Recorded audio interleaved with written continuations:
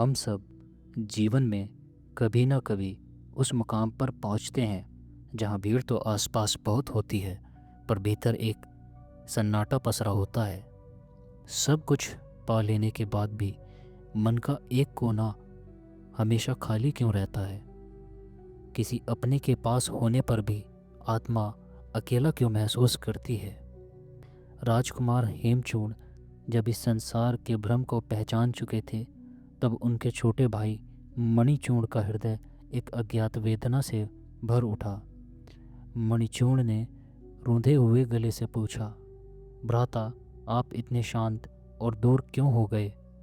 क्या इस महल की ममता, अपनों का स्नेह और जीवन की ये खुशियाँ केवल एक छलावा है? यदि सब छूट ही जाना है, तो इस हृदय में इतना प्रेम और इतनी तड़प क्यों है?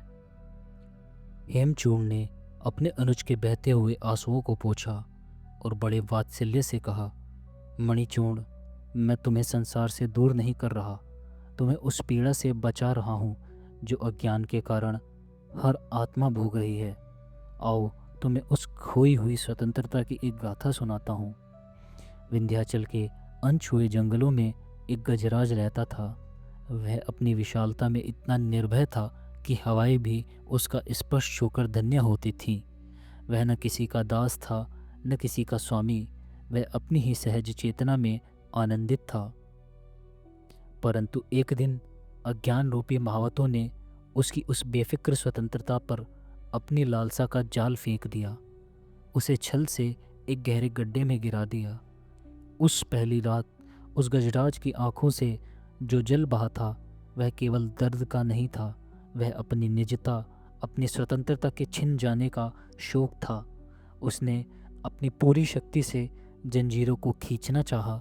उसकी देह लहूलुहान हो गई। उसकी चीख से जंगल कांप उठा, पर जंजीरें नहीं टूटी। और फिर एक अत्यंत दुखद मोड़ आया। धीरे धीरे उस शक्तिशाली गजराज ने अपनी पीड़ा से समझौता कर लिया। जब महावत उसे अंकुश की चोट के बाद एक मीठा फल देता, तो वह उसी में अपनी खुशी ढूंढने लगता। वह भूल गया कि कभी पूरा असीम आकाश और गगनचुंबी वन उसका घर थे। उसने अपनी जंजीरों को ही अपना आभूषण मान लिया।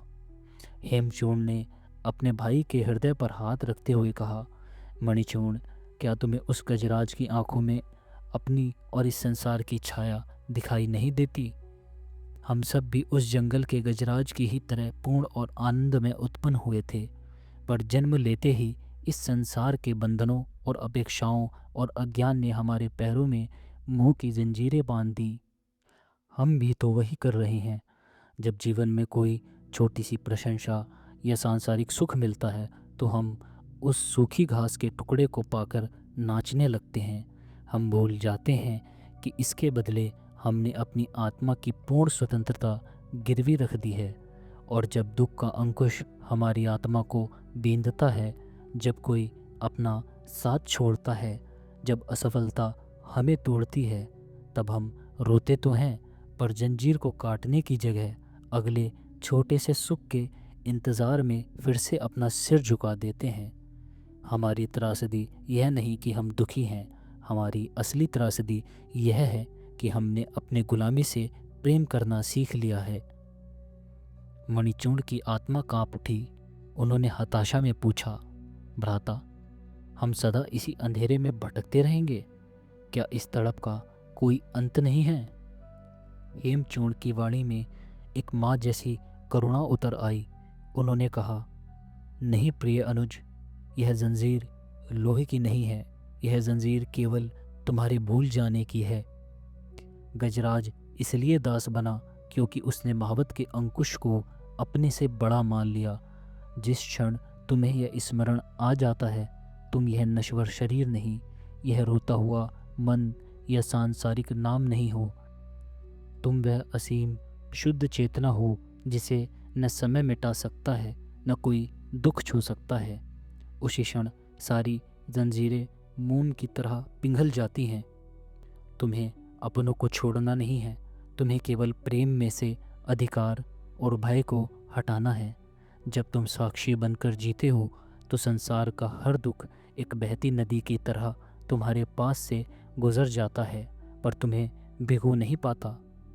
त्रिपुरा रहस्य का यह प्रसंग हमें किसी त्याग की ओर नहीं बुलाता, यह हमें वापस अपने घर, अपनी निजता की ओर लौटने का मार्ग दिखाता है। अगले भाग में हम यात्रा करेंगे राजा जनक और महर्षि अष्टावक्र के ऐतिहासिक संवाद की ओर, जहाँ एक भयानक स्वप्न ने राजा को एक ही क्षण में जागृत कर दिया था। यदि इस गाथा ने आपके भीतर छुपी उस मूक वेदना को छुआ हो तो अपनी चेतना के इस प्रवाह से जुड़ने के लिए हमारे चैनल को सब्सक्राइब करें।